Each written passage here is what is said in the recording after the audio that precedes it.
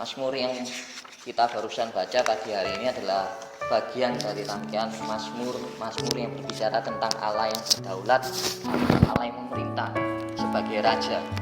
Dan kalau kita lihat di Mazmur 93 sampai yang ke-100 itu adalah 8 Mazmur, dan ada 3 kali pernyataan yang eksplisit yang menyatakan bahwa Tuhan itu adalah Raja. Misalnya pasal 93 ayat 1 itu Tuhan adalah Raja, 97 ayat 1 Tuhan adalah Raja, dan yang 99 ayat 1 juga mengatakan Tuhan itu adalah Raja. Jadi apa yang dimaksud di Mazmur yang ke-99 kalau demikian? Di sini ditekankan bangsa-bangsa gemetar, ia duduk di atas kerub dan seterusnya. Dan kalau kita lihat secara garis besar Mazmur yang 99 ini ada beberapa pembagian. Ada orang-orang yang membaginya. Misalnya ada pembagian pertama, itu pembagian ayat pertama sampai yang kelima. Terus yang kemudian 6 sampai 9 itu bagian pertama. Jadi kalau Bapak Ibu Saudara sekalian melihat di Alkitab kita itu ada jeda. Seakan-akan ada jeda kalau di Alkitab kita yang printed, yang dicetak itu ada jeda. Itu yang bagian pertama. Ada orang yang membaginya seperti demikian. Tetapi ada orang yang membagi yang cara berbeda.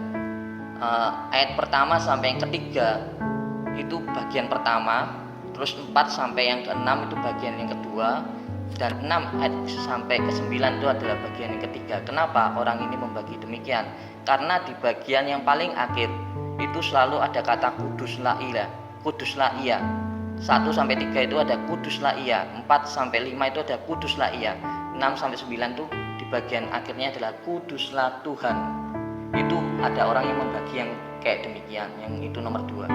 Terus ada orang yang juga membagi yang nomor 3. Itu 1 sampai 3 itu dikatakan di atas kerub-kerub. Jadi di situ berbicara tentang tabut perjanjian, dan 4 sampai yang kelima itu berbicara tentang hukum. Tuhan ditinggikan dan disembah. Terus ayat yang ke-6 sampai 7 berbicara tiang awan ketika bangsa Mesir, dan yang ayat yang ke-8 sampai 9 itu adalah berbicara tentang Sion, gunung Sion. Jadi pembagian yang mana yang lebih pas sebenarnya? Saya lebih cenderung pembagian yang kedua. Kenapa?